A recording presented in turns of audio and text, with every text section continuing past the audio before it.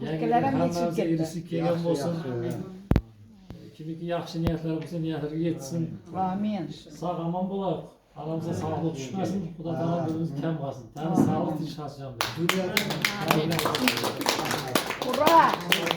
Buyursun, buyursun, buyursun. Alloh taolo baringga yaxshi mana shu yangi yilda bola chaqangga, o'zi ko'zingga hammamizga tan sog'lik bersin. Amin. Bir-birimizda siz bizimiz ketmasin. Hammamiz katta bo'laylik, kichik bo'laylik. Bir-birimizni hurmat izzatimizni yo'qotmay, o'ynab kulib, mana shunday boyaga aytgandek, mana qozoqlarda aytadi-ku, bovur. Bovur degani bola chaqadan ham yaqin bo'ladi. Amin. Shu tarafga jigarda, endi bizlarda unchalik nima qilmaydi, qozoqlarda biroq u narsa juda qattiq ushlanadi.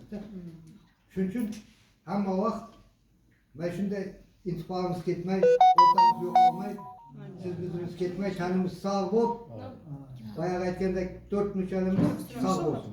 Alloh taolo to'ka tan sog'lik bersin. Bu mana qo'lni kiri. Aytmang. Bizni kerak bo'lsa keladigan ketadigan narsa bu. Alloh taolo beradi ham, oladi ham. To'g'ri. Shuning uchun nimaiki ish qilsak, bari barakalik, Amin. yaxshi bola chaqaga buyuradigan bu